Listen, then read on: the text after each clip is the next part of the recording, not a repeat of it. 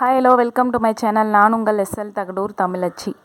நம்ம இன்றைக்கி பார்க்க போகிறது ஒரு மனிதனுக்கு ரொம்ப மோட்டிவேஷனால் சில பேருக்கு மோட்டிவேஷ்னல் கிடைக்க, அதாவது என்னடா மோட்டிவேஷன் பண்ணுறதுக்கு போய் யாரும் இருக்க மாட்டாங்க அப்படின்ற மாதிரி கேள்விகள் இருக்கலாம். ஆனால் நிறைய பேருக்கு மோட்டிவேட் பண்ணுறதுக்கோ உங்களால் முடியும், இல்லை இந்த ரீசனுக்காக தான் இது நடக்கும் அப்படின்னு எடுத்து சொல்கிறவங்களுக்கு நிறைய பேருக்கு இல்லை. அப்படி இருக்கிறவங்களுக்கு இந்த கதை ரொம்ப பயனுள்ளதாக இருக்கும் அப்படின்ற ஒரு நம்பிக்கையோடு இந்த கதையை நான் தொடங்குறேன். வாங்க கதைக்குள்ளே போகலாம். ஒரு அழகான கிராமம். அந்த கிராமத்துக்கு நடு மத்தியில் ஒரு ஆலமரம். அந்த ஆலமரத்துக்கு பக்கத்தில் ஒரு பிரம்மாண்டமான ஒரு கோவில். அந்த கோவில் எப்போவுமே மக்கள் நடமாட்டம் இருந்துக்கிட்டே இருக்குமா. பூஜை புனஸ்காரங்கள், மாலை, திருவிழா, அப்படி இப்படின்னு ஏகப்பட்டதாக நடந்துக்கிட்டே இருக்குமா. என்னங்க கோவில்னால் இதெல்லாம் நடக்கிறது சகஜம் தானே அப்படின்னு கேட்கலாம். ஆனால் இதில் தான் ஒரு ட்விஸ்ட் இருக்குது. என்ன அப்படின்னா, அந்த கோயில் படிக்கட்டுகள் கருங்கல்லால் செஞ்சப்பட்டது.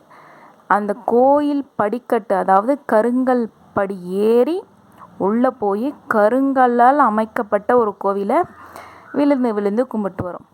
ஏன்? ரெண்டுமே ஒரே கல் தானே. ஒரு கொஷின் வருது இல்லைங்களா?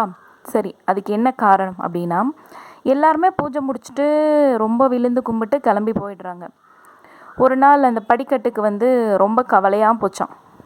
அப்போ கேட்டுச்சான், போய் அந்த கருங்கல்லில் இருக்கிற அந்த கடவுள்கிட்ட போய் கேட்டுச்சான், நீயும் நானும் ஒரே பாறையிலிருந்து வந்த ஒரே கல் தான். நான் படிக்கட்டாக இருக்கேன், நீ எல்லாரும் வணங்குற கடவுளாக இருக்க. என்னை எல்லாரும் ஏறி மிதிச்சுட்டு வராங்க, உன்னை கையெடுத்து கும்பிடுறாங்க.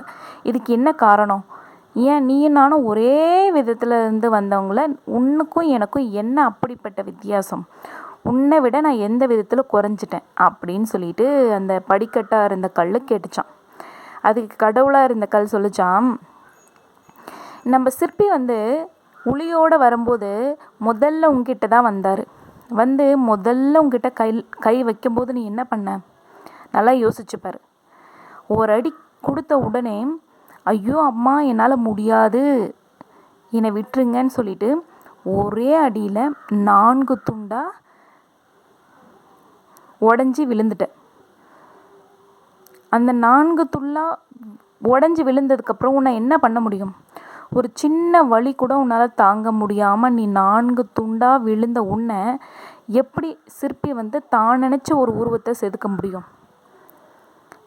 அதனால்தான் நீ படிக்கட்டாக போயிட்ட. ஆனால் 2வதாக அந்த சிற்பி எங்கிட்ட வந்தார். அவர் செதுக்கும்போது ஒவ்வொரு செதுக்குலப்பும் எனக்கு ரொம்ப வலிதான், தாங்க முடியாத வலிதான்.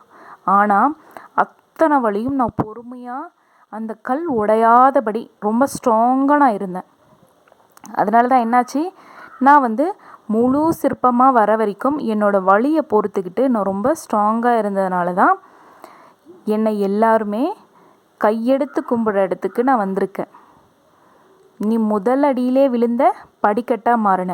உன்னை மாதிரி நானும் முதல் அடியிலேயே ஐயோ அம்மான்னு கத்தியிருந்தேன்னா நானும் உன்னோட பக்கத்தில் படிக்கட்டாக நானும் இருந்திருப்பேன் அப்படின்னு அந்த கடவுள் கல்லாக இருந்த கல்லை சொல்லிச்சான். இது கேட்டவுடனே இந்த படிக்கட்டாக இருந்த கல்லுக்கு அப்போ தான் புரிய ஆரம்பிக்குது. ஒரு சின்ன வலி கூட தாங்க முடியாமல் இப்போ இவ்வளோ வலியை அனுபவிக்கிறோமே, அந்த சின்ன வலியை நம்ம பெரிய வலி தான் இருந்தாலும் நம்ம கொஞ்ச நாள் பொறுத்து இருந்தோம்னா இவ்வளோ நேரத்துக்கு இந்த கடவுளாக இருக்கிற இந்த கல் மாதிரி நம்மளும் இன்னொரு கடவுளாக இருந்திருப்போம் இல்லையா அப்படின்னு சொல்லிட்டு அப்போ தான் அது தன்னோட தவறை உணர ஆரம்பிச்சிச்சான். இதுக்கப்புறம் அதை திரும்பவும் எடுத்து யாராவது செதுக்க போகிறாங்களா? இல்லை, எல்லாருக்குமே வாய்ப்பு அப்படின்றது ஒரு முறை தான். அந்த மாதிரி தான் நம்ம வாழ்க்கையிலையும் நிறைய இடத்துல நம்ம எல்லாருமே கவலை எனக்கு மட்டும்தான், நான் மட்டும்தான் ரொம்ப கவலைப்படுறேன், எல்லாருமே ரொம்ப சந்தோஷமாக தான் இருக்காங்க அப்படின்னு எல்லாருமே கவலைப்படுற எல்லாரும் நினைக்கிற ஒரு விஷயந்தான் இது இல்லைங்களா?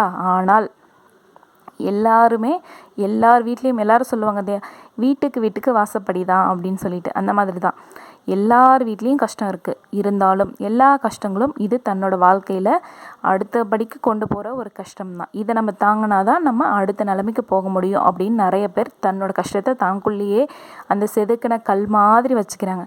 சில பேர் ஐயோ எனக்கு கஷ்டம்னு சொல்லிட்டு அந்த படிக்கட்டாக மாறின கல் போல் நிறைய பேர் ஒரே அடியில் நிறைய நொறுங்கி போயிடுறாங்க.